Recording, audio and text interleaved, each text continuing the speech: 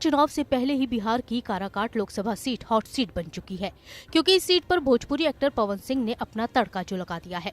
मतलब Bhojpuri film star Pawan Singh ने काराकाट से चुनाव लड़ने का ऐलान कर दिया है।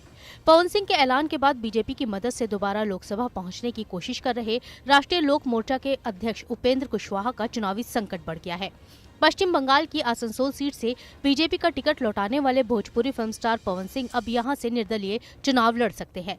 आरा के रहने वाले पवन हालांकि अभी बीजेपी के सदस्य हैं और पार्टी से आरा या फिर महाराजगंज से टिकट मांग रहे थे, लेकिन बीजेपी ने आरा से RK सिंह और महाराजगंज से जनार्दन सिग्रीवाल को दोबारा से टिकट दे दिया, जिसके बाद पवन ने ये ऐलान किया। चुनाव लड़ने को लेकर सोशल मीडिया पर किए गए पवन सिंह के पोस्ट से बिहार की राजनीति, खासकर राष्ट्रीय जनतांत्रिक गठबंधन के बेड़े में खलबली मच गई है। उनके चुनाव लड़ने से NDA से काराकाट लोकसभा सीट के प्रत्याशी पूर्व केंद्रीय मंत्री और राष्ट्रीय लोक मोर्चा के सुप्रीमो उपेंद्र कुशवाहा की मुश्किलें बढ़ती नजर आ रही हैं। मीडिया रिपोर्ट के मुताबिक जिस वक्त पवन सिंह चुनावी मैदान में उतरने की घोषणा कर रहे थे, उस वक्त कुशवाहा केंद्रीय गृह मंत्री अमित शाह के साथ गया में मंच पर थे। वहीं 10 अप्रैल को मीडिया से बात करने के दौरान उपेंद्र कुशवाहा ने पवन सिंह के सवाल को ही विषय से बाहर बता दिया। उसी को हम दोहरावे कि साइंस के विद्यार्थी को कॉमर्स का सवाल क्यों पूछ रहे हैं, आगे बढ़िए ना। चुनाव कैंपेन में आप घूम रहे हैं सर, NDA की तरफ से जनता का रिस्पांस कैसे है? जनता का रिस्पांस तो देख रहे हैं कि 12 बजे रात में लोग यहाँ उपस्थित हैं। हर जगह रिस्पांस बहुत अच्छा है।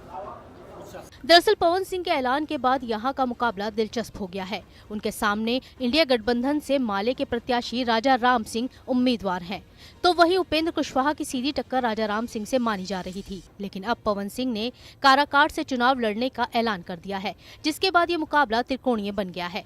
बात करें काराकाट सीट पर जातीय समीकरणों की, तो इस सीट पर यादव वोटर की संख्या करीब 3 लाख से ज्यादा है।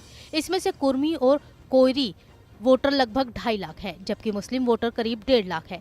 इसके अलावा लोकसभा सीट पर करीब 2.5 लाख राजपूत वोटर भी हैं। बात करें दूसरे समुदाय के वोटरों की, तो वैश्य करीब 2 लाख, ब्राह्मण लगभग 75,000, भूमिहार वोटर करीब 50,000 है। बाकी दलित और दूसरी जातियों के वोटर हैं। अब बात करते हैं पवन और कुशवाहा के बीच होने वाली टक्कर में मिलने वाले वोटों की, जिस पर इन दोनों प्रत्याशियों को भरोसा है। तो जानकारों का मानना है भोजपुरी सुपरस्टार पवन सिंह को स्वर्ण वोट मिलने का भरोसा हो रहा है।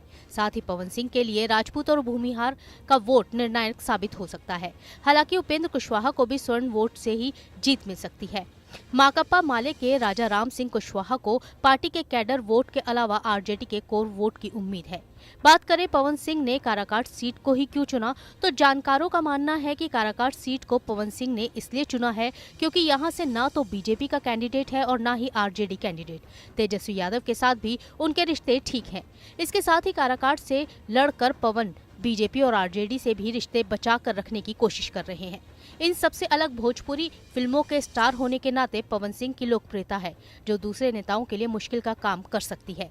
इसलिए उनके निर्दलीय लड़ने पर अब बीजेपी क्या करती है, ये देखने वाली बात होगी। Team news nation.